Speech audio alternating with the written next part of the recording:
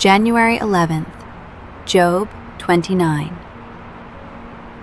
Job further continued his discourse and said, "Oh, that I were as in months past, as in the days when God watched over me, when his lamp shone upon my head, and when by his light I walked through darkness. Just as I was in the days of my prime, when the friendly counsel of God was over my tent, when the Almighty was yet with me, when my children were around me, when my steps were bathed with cream, and the rock poured out rivers of oil for me. When I went out to the gate by the city, when I took my seat in the open square, the young men saw me and hid, and the aged arose and stood. The princes refrained from talking and put their hand on their mouth. The voice of nobles was hushed, and their tongues stuck to the roof of their mouth. When the ear heard, then it blessed me, and when the eye saw, then it approved me, because I delivered the poor who cried out, the fatherless, and the one who had no helper. The blessing of a perishing man came upon me, and I caused the widow's heart to sing for joy. I put on righteousness, and it clothed me. My justice was like a robe and a turban.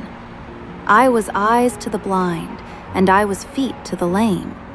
I was a father to the poor, and I searched out the case that I did not know.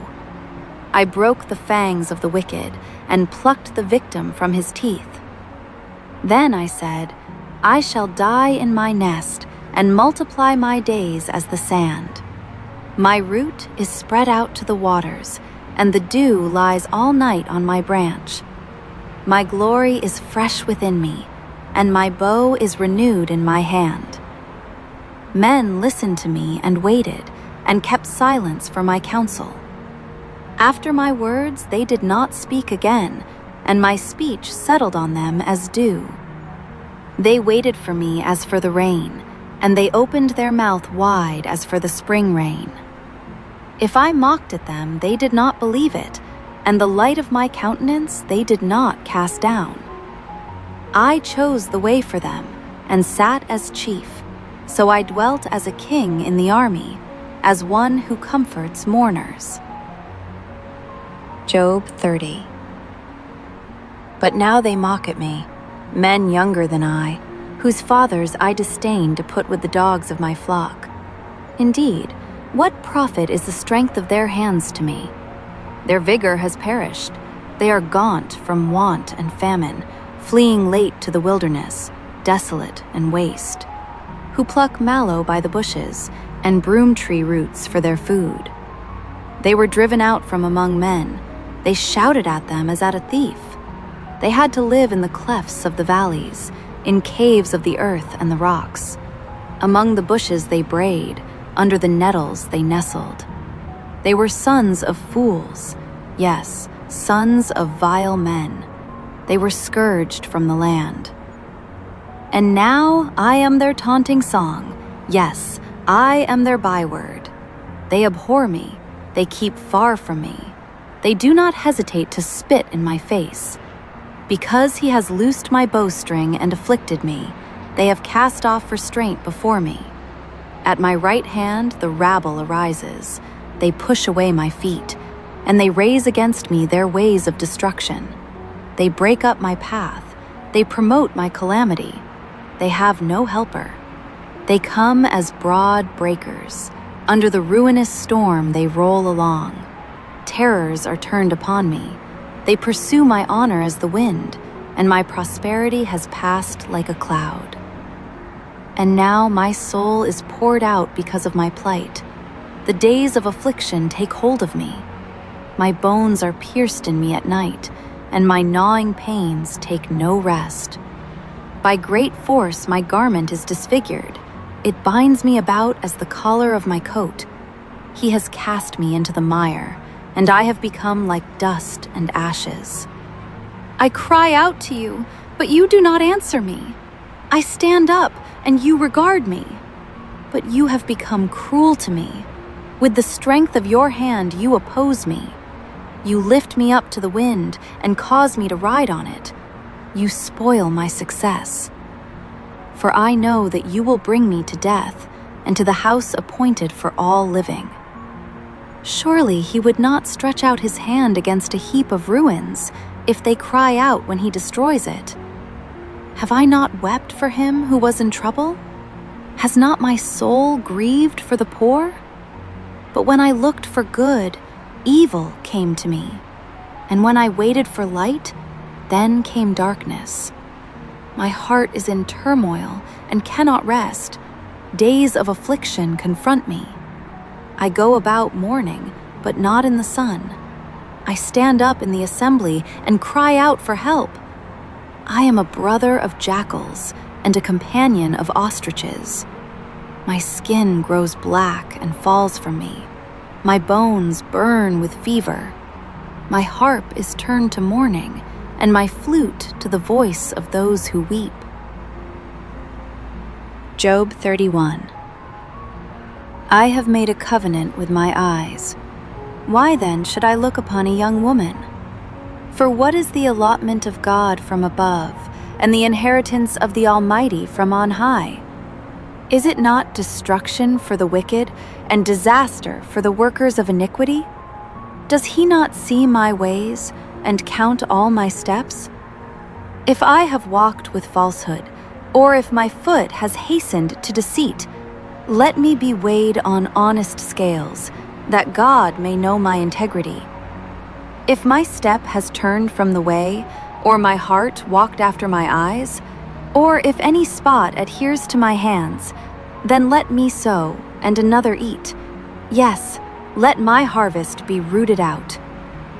If my heart has been enticed by a woman, or if I have lurked at my neighbor's door, then let my wife grind for another, and let others bow down over her.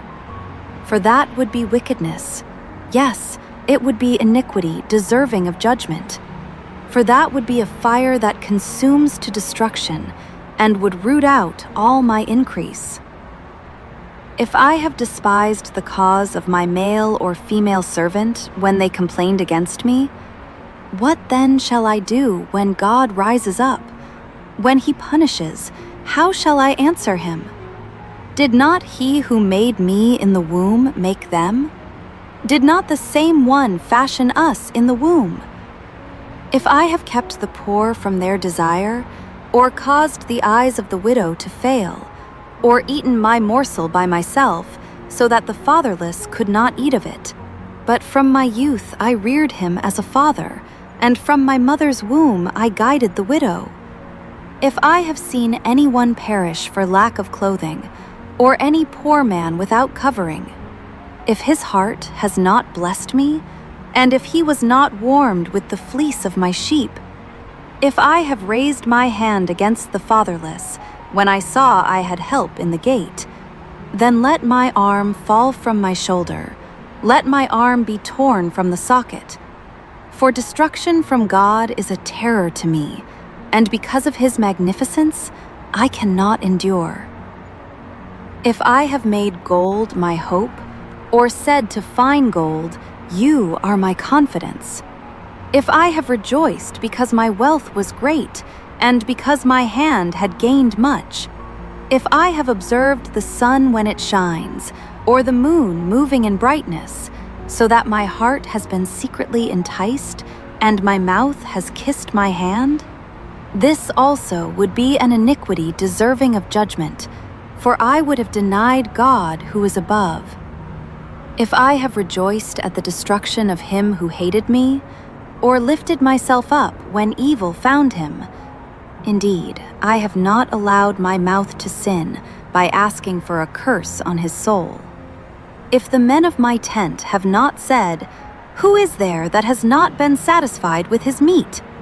But no sojourner had to lodge in the street, for I have opened my doors to the traveler.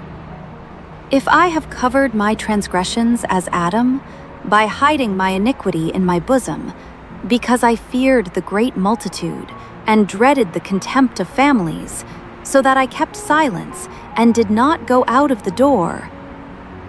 Oh, that I had one to hear me! Here is my mark. Oh, that the Almighty would answer me, that my prosecutor had written a book. Surely I would carry it on my shoulder and bind it on me like a crown. I would declare to him the number of my steps. Like a prince, I would approach him.